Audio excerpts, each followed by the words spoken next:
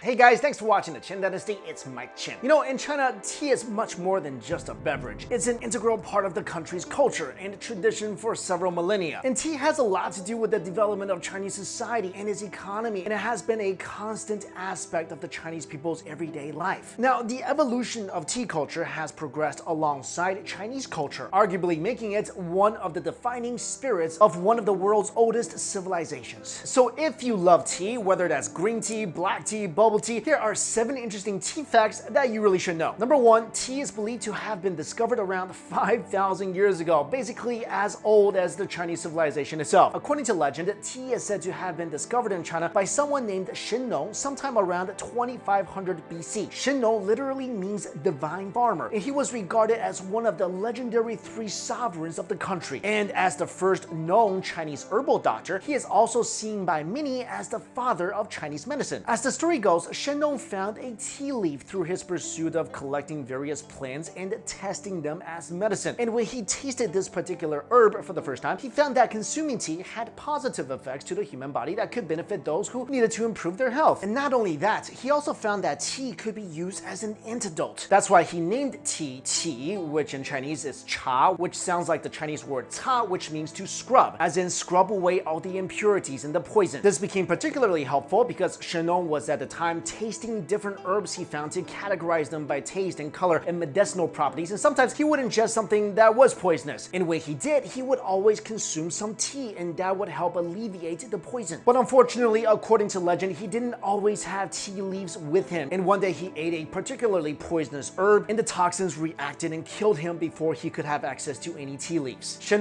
death was seen as a selfless sacrifice, and his knowledge and the categorization of the herbs and the information he provided about all the herbs he has sampled is still being used in Chinese medicine today. And that leads us to fact number 2. Chinese tea was initially used as medicine. Prior to the 8th century BC, the Chinese people mainly used tea as medicine before it eventually became a daily beverage. Fresh tea leaves were often boiled and consumed because ancient people thought that tea could reduce the human body's heat and improve a person's eyesight. In fact, even today, white tea in particular is still used in northern China as an antipyretic medicine to treat children who suffer from measles and chickenpox. Fact number 3, tea is only second to water as the most consumed beverage in China. Sometime between 221 BC and 8 AD, tea leaves were processed by pressing them together and shaping them into balls, drying them, and storing them for later use. From time to time, people would crush these ball-shaped tea leaves and mix them with other herbs for boiling and drinking. Eventually, this practice became a regular habit that transformed tea into a beverage that is enjoyed by many people today from all walks of life in different parts of the world. And drinking tea has become such a huge part of Chinese culture that the country is filled with tea houses where people regularly meet to socialize with friends or discuss business matters with their colleagues over a good cup of tea. Also, don't forget about all the dim sum parlors. This is why it is not so surprising that tea is the national drink in China, and it is the most consumed beverage in China, second only to water. Fact number 4, tea is the oldest product exported from China. Not only was China the first to export tea to foreign traders, the country remains to this day as the world's largest exporter of tea. Chinese tea was traded to various British traders around the end of the Ming Dynasty when several trading posts for foreign merchants were established in the city of Xiamen in Fujian province. And the word tea in Mandarin translates to cha, and this is how tea got its name tea in English, because while most Chinese people called tea cha, people of Fujian called it te, which the British traders spelled as tea. While the word cha was first spread outside of China, it was the term tea that gained ground in countries that spoke the English language and eventually to the rest of the world. Number 5, there are several types of Chinese tea, and here's what's different about them. In China, tea can be classified into several different types, but some of its main varieties include green tea, black tea, white tea, yellow tea, oolong tea, and